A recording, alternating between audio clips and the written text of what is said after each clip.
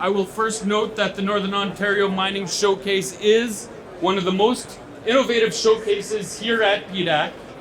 What you're going to find at the Northern Ontario Mining Showcase is small, innovative, agile companies who are all coming together to find innovative solutions to solve problems for the mining industry. And that's what we're doing right here today. We have new technology solutions, learning technologies to help solve problems in the mining industry. Now, what is that problem that we're trying to solve? Well, we have an aging workforce, and that workforce is retiring. We have new miners who are coming into the industry, and they need to be upskilled fast. Specifically locally, Vale is hiring hundreds and hundreds of people right now. And these people have to be trained. They have to be trained to do their job well. They have to be trained to be competent. And they have to be trained so that they're confident in the tasks that they do when they're on the job. So Vale leadership, working with Vale North Atlantic Learning and Development Department and NORCAT, have worked together to build a new innovative virtual reality training system that'll help augment a lot of the traditional training systems that we're doing.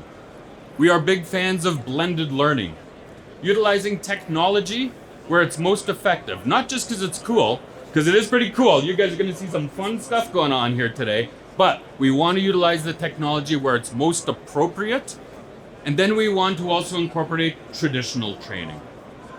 So what we have here today is a virtual reality pre-operational check system.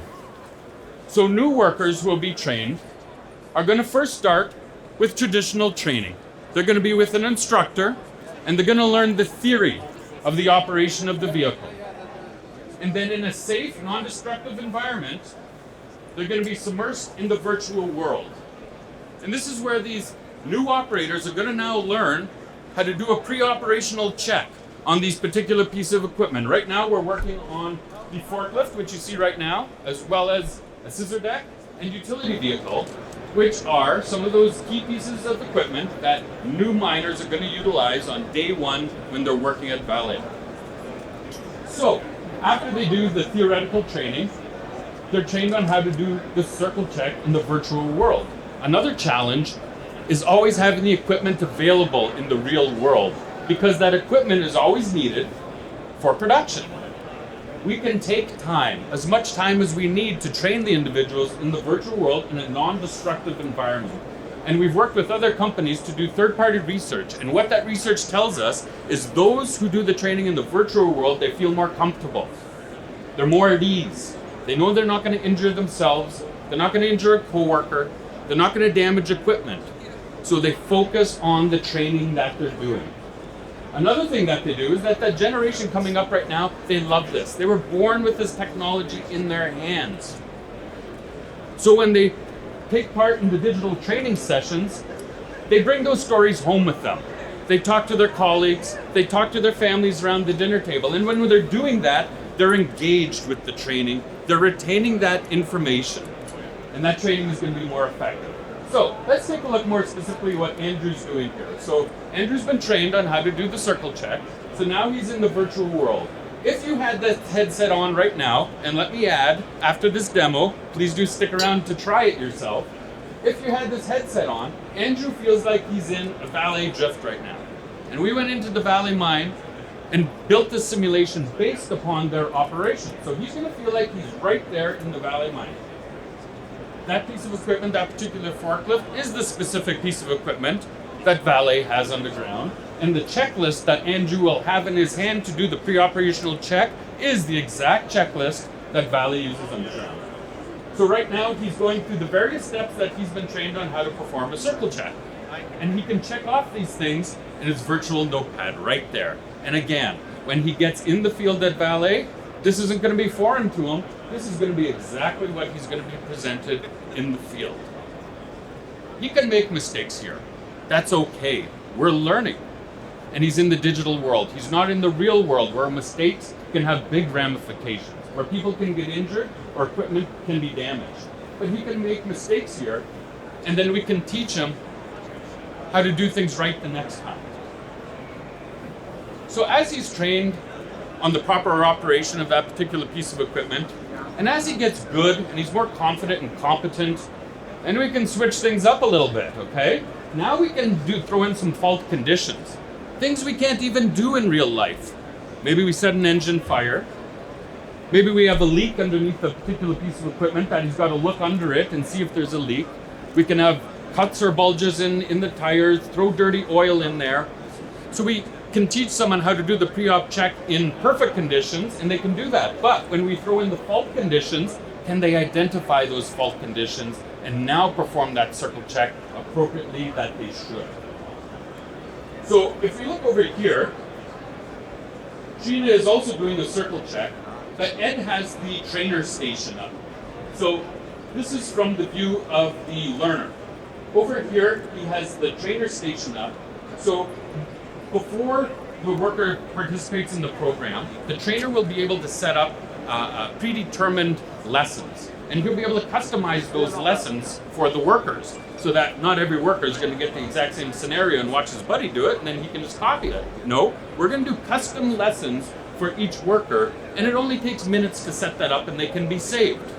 That being said, while the individual is actually in the training system, Ed, as the trainer, can watch what they're doing, but he can also change variables right then and there. So he can add a leak, he can add something that's wrong with that piece of vehicle, and Sheena would have to identify what those things are.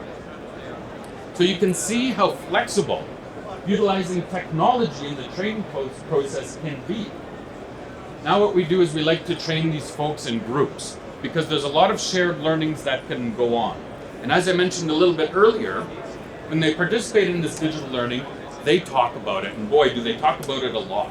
So we want those shared learnings to come out around the training table so that they can learn from each other, learn from each other's mistakes, learn from each other's experience. That's a big part of what we do. Once they're successful in this, and they've proven that they're competent, and they're confident in what they're going to do, then they're going to come out to our mind. And then they're going to have that actual piece of equipment in front of them. And then they're going to be able to practice what they've done both in the classroom as well in the virtual world. Now they're going to practice that in the field.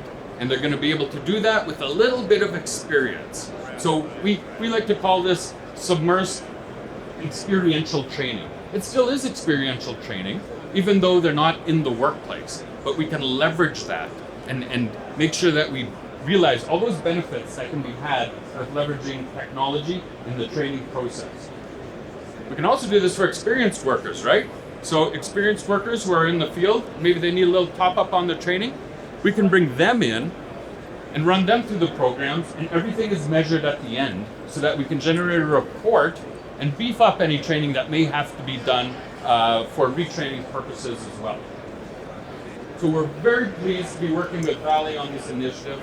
We're thrilled that Valley leadership has recognized that technology and learning has a real place in the workplace, and when applied appropriately, it can be a real benefit to the operation. We can engage new workers. We can train those new workers very effectively and efficiently in manners that weren't even possible before. So I do encourage everybody to stick around. They can try it out for themselves, get into the virtual workspace. Some might be thinking, well, you know, this isn't right for me. I don't love computers, or I don't love gaming. I've seen some old school operators who are somewhat resistant, and when they put it on and see how easy it is to use, and they take that headset off and they think, wow, that was a great experience. And most of them say, I wish we had this 30 years ago. So please don't be hesitant and feel free to try it out. If there's any questions, I'll be happy to answer them.